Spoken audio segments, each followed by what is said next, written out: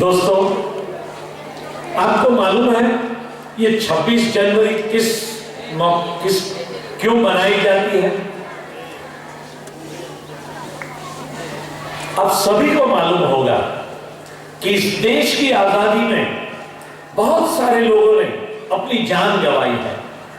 जब जान गंवाने का वक्त आया तो उन्होंने नहीं देखा कि ये मेरी कौम है, मेरी जात है, कि मेरा कोई अहम है। उन्होंने सिर्फ इतना देखा कि ये हिंदुस्तान है और हिंदुस्तान के लिए मेरे खून का बलिदान चाहिए, तो वो कभी नहीं रुके। वो चाहे हिंदू हो या मुसलमान थे या ईसाई थे या कोई भी थे, सभी ने जान पे खेल के इस हिंदुस्तान को आजादी बख्शी। इस आजादी के बाद हमें आज के दिन एक स्वतंत्रता का प्रदान किया गया। वो प्रदान क्या है? ये हमारा नैतिक अधिकार आज के दिन हमें दिए गए हैं। भारतीय बंधारण को आज भारतीय प्रजा ने अपने ही सामने पेश किया था और अपने ही लोगों को, अपने ही कौम के लोगों को, अपने ही धर्म के लोगों को, अपने ही जात के लोगों को हमने खुद ने ये कॉन्स्टिट्यूशन बना के आज के दिन पेश किया था। मगर इसके लिए 26 जनवरी क्यों चुनी गई? क्यों 21 जनवरी नहीं? क्यों 22 जनवरी नहीं? क्यों 25 जनवरी नहीं? तो उसकी वजह मनियार साहब ये है कि 1930 में 26 जनवरी के दिन पूर्ण स्वराज का निर्णय किया गया और उसी पूर्ण स्वराज 26 जनवरी 1950 में यही दिन तय किया था कि इसी दिन पूर्ण स्वराज का जो हमने ऐलान किया था, इसकी घोषणा हुई थी, उसी दिन आज कॉन्स्टिट्यूशन दिया जाएगा जो सच्चे मायने में लोगों को पूर्ण स्वराज देता है। और इसीलिए आपको यह भी ताजुब होगा, बच्चे खास ये बात सुने मेरी, कि अपना जो कॉन्स्टिट्यूशन है जिसके हम सौगंध लेते हैं, वो कॉन्स्टिट्यूशन में 359 लोगों का समावेश किया था। ये सिर्फ अकेले अंबेडकर साहब नहीं थे, अंबेडकर साहब तो अध्यक्ष थे, मगर अपनी कौम के 60 लोग बैठे थे। 60 Muslims were there in to making the Constitution of India। 108 लोग हिंदू थे, 24 लोग ईसाई थे और 15 लोग पारसी लोग थे, और भी धर्म के लोग लेकर 359 लोगों ने 4 साल तक बैठ के हर एक पहलू का, एक एक मुद्दे को लेकर उन्होंने कड़ी मेहनत की है और 12 देशों के कॉन्स्टिट्यूशन का अभ्यास किया गया था। और उस कॉन्स्टिट्यूशन का अभ्यास करने के बाद उन लोगों ने बताया, जब आंबेडकर ने ये कॉन्स्टिट्यूशन भारत की जनता के सामने रखा था, बताया कि देखो, इस कॉन्स्टिट्यूशन में न कोई कौम का ख्याल रखा है, न कोई जाति का ख्याल रखा है, न कोई एक वर्ग का हमने ख्याल रखा है। हमने पूरे हिंदुस्तान के एक एक इंसान के लिए इसमें कड़ी मेहनत की है। अगर इस देश का पॉलिटिशियन, इस देश का आम आदमी सच्चे दिल से अगर इसका पालन करेगा तो कल जाके ये सुनहरा हिंदुस्तान समग्र विश्व का एक बहुत बड़ा नेता बनेगा, यानी कि भारत विश्व का आध्यात्मिक गुरु बनेगा। ये बात उन्होंने उस दिन कही थी। हमें ये सोचना है कि कितनी मेहनत, कितनी लगन से उन्होंने इस हिंदुस्तान के कॉन्स्टिट्यूशन को रखा था और इस कॉन्स्टिट्यूशन के बारे में उन्होंने बताया कि देखो, हमारी उम्र हो चुकी है मगर हमारे ख्यालात नए हैं। हमने जो भी किया वो बड़ी सच्चे दिल से, पूरी लगन से और ईमानदारी से इसका एक एक शब्द आपके सामने रखा है। अब जो सच्चा पॉलिटिशियन होगा ना, वही इसको इस्तेमाल करके हिंदुस्तान पे राज करेगा। चाहे कोई भी कौम का आदमी आए, मगर वो काम करेगा, मेहनत करेगा, इस कॉन्स्टिट्यूशन के मुताबिक हर स्टेट में वो चलेगा तो हिंदुस्तान सुनहरा बनेगा। और आप नहीं मानोगे, हमारे कॉन्स्टिट्यूशन के लिए ब्रिटिश, अमेरिका, स्पेन, स्वीडन और जर्मनी के लोगों ने सैल्यूट किया है कि हिंदुस्तान के जैसा कॉन्स्टिट्यूशन विश्व में कहीं भी नहीं है। बहुत बड़ी बात है हमारे लिए, और उस कॉन्स्टिट्यूशन का दिन आज हम सच्चे दिल में रिपब्लिक डे के रूप में मना रहे हैं। तो ये रिपब्लिक का मतलब है अपना, अपनों के लिए, अपनों से बना हुआ ये देश है, और इसकी हम दिलो जान से हिफाजत करना है। कल मुझे सपने में एक सैनिक आया था जो शहीद हो रहा था। उसने मुझे क्या बताया, इतनी सी बात हवाओं को बताएं, इतनी सी बात हवाओं को बताए रखना, रोशनी होगी चिरागों को जलाए रखना। बहुत देर की जिसकी हिफाजत हमने, बहुत देर की जिसकी हिफाजत की हमने, ऐसे तिरंगों को सदा अपनी आंखों में बसाए रखना। ये तिरंगा हमारे सबका प्रतीक है। ये हरा रंग है, वो हमारी खुशी, हमारे अमन और हमारे जो हरियाली चारों ओर फैली है उसका प्रतीक है। और जो केसरी रंग है वो हमारे बलिदान का प्रतीक है।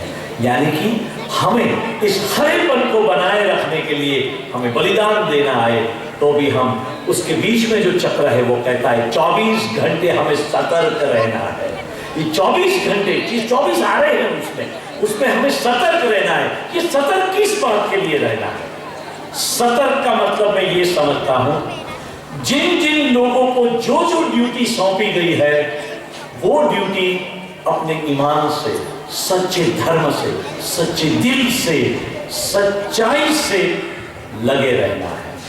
मतलब मैं एक शिक्षक हूं तो मेरा ये धर्म है कि मैं सच्चे दिल से बच्चों को पढ़ाऊं, सच्ची और लगन से, ईमानदारी से उसमें जितना नॉलेज डाल सकता हूं मैं डालने की कोशिश करूं। मैं कभी घड़ी ना देखूं, मैं कभी वक्त ना देखूं, मगर मुझे देखना है कि मेरे बच्चों को मैंने जो सिखाया वो ठीक से आया कि नहीं, मेरे बच्चों के दिल में वो बात उतरी कि नहीं। अगर अभी अभी मैं उनका इम्तिहान लूं तो हर बच्चे उसमें से पास हो रहे हैं कि नहीं, ये एक शिक्षक को देखना है। एक माता को क्या देखना है? माता की जिम्मेवारी इस देश में जो है ना वो सबसे ज्यादा है। माता जैसा दूसरा खुदा की पैदा ही नहीं हुआ है। माता सबसे बड़ा खुदा है हमारे लिए, ये बात समझिए। तो माता की जिम्मेवारी सबसे ज्यादा है। अपने बच्चों को पालती है, पोसती है, बड़ा करती है, मगर वो समझना चाहिए कि वक्त बदला है। वक्त बदला है इसका मतलब ये है कि आज हमारे बच्चों को बहुत चारों ओर से बीच में लिया जाता है। अभी आपने यहाँ एक ड्रामा देखा, उस ड्रामा में दिखाया फेसबुक है, लैपटॉप है, व्हाट्सएप है, मोबाइल फोन है, वो गेम्स है, क्या क्या है।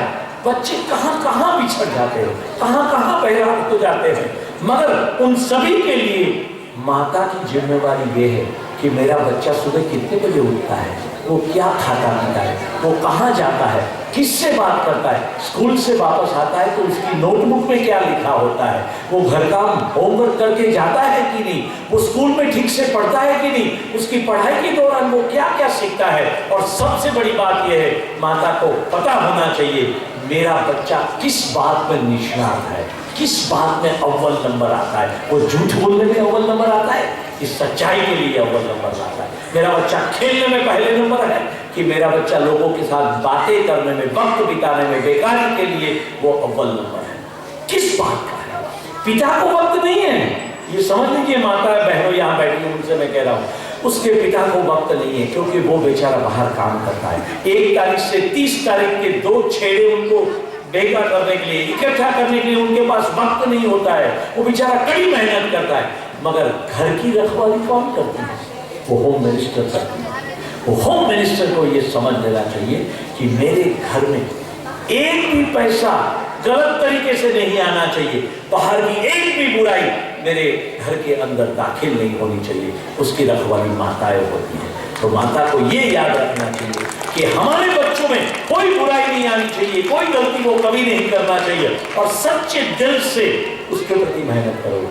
आज बच्चों के लिए जो माताएं वक्त निकालती है, मेहनत करती है, कल जाके उसका बुढ़ापा सुधरता है, तब जाके उसके बच्चे उसको सैल्यूट कर रहे हैं कि माँ तूने ये शिक्षा नहीं दी होती तो मैं कभी इतना होनहार नहीं हो पाता।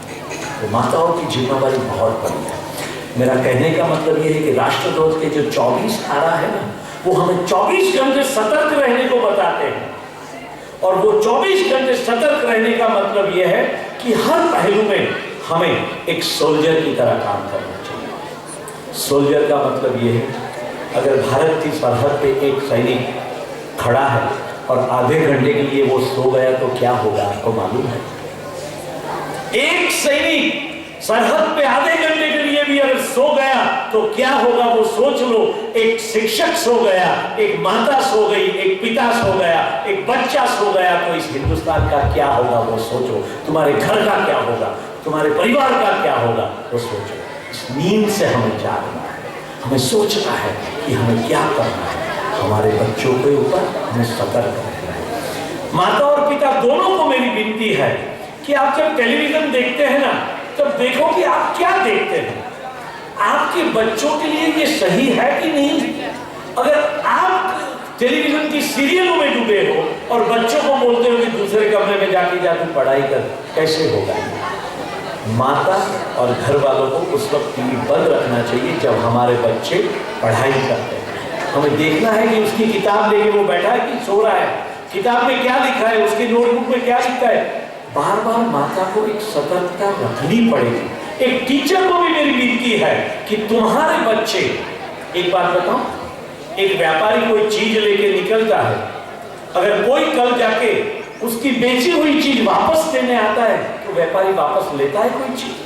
वो बोलता है नहीं भाई हमने बेच दी, पैसे आ गए, चलो जाओ, हो गई बात। मगर लेनी पड़ती है। आज ग्राहक सुरक्षा शुरू हो गई है कि तुमने जो चीज बेची वो गलत निकली, वो अपने वैल्यू के बराबर नहीं है, लो टेक इट बैक। तुम ना बोलोगे तो वो आपके सामने केस दर्ज कर देगा और आपको वो चीज वापस देनी पड़ेगी। कल जाके कोई माँ बाप आपके पास आके बोलेगा मैंने तुम्हारे पास अपने बच्चे रखे थे, वो बच्चे ठीक नहीं पैदा हुए, उनके दिमाग में कुछ नहीं आया, उनकी पढ़ाई में ठीक नहीं आया, उसके संस्कार में कुछ नहीं आया, लो रखो ये माल तुम्हारा वापिस, क्या होगा?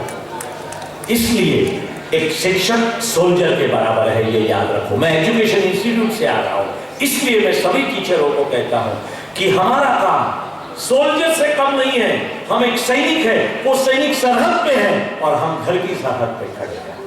माता भी घर की सरहद पे है और शिक्षक भी घर की सरहद पे। तो एक माता और एक शिक्षक का जो रोल है ना, वो कभी कम नहीं होता है। They are more than a soldier and always we have to be very alert. बच्चों से मैं ये कहना चाहूंगा, तुम्हारी क्या जिम्मेवारी है? तुम खेलते कूदते हो, तुम्हें बहुत आनंद का वक्त है, तुम्हें महंगाई के बारे में नहीं सोचना है, तुम्हें क्या पहनना है, क्या करना है, वो तुम्हारे माँ बाप देखते हैं। सिर्फ तुम्हारी जिम्मेवारी ये है कि तुम्हें जो भी शिक्षा मिलती है उसको दिलो दिमाग से सोचना चाहिए। Give a thought to it, penetrate the knowledge within yourself and then you will achieve the horizon of the world। मतलब आप स्वर्ग की ओर आगे बढ़ने वाले हैं। और आज अगर थोड़ी भी लगन से आप मेहनत करोगे तो कल आपका सुबह सूर्योदय बहुत अच्छा होने वाला है। मतलब एक प्रोग्राम करने के लिए बच्चों ने यहाँ कितने रिहर्सल किए? क्या आपकी पढ़ाई के लिए इतने रिहर्सल करते हैं? आपकी इम्तिहान के लिए इतने रिहर्सल्स क्या करते हैं आप? यानी कि आपको यहाँ आनंद मिलता है तो 10 दिन तक लगातार आप प्रैक्टिस करते हैं। परीक्षा, एग्जाम वो अच्छी नहीं लगती है, इसलिए वो कभी किताब उठाते हो और कभी किताब उठाते वक्त सोचते हो कि व्हाट्सएप में क्या आया होगा, फेसबुक पे क्या आया होगा, तो किताब में जो लिखा है ना वो कभी आपको याद नहीं रहेगा।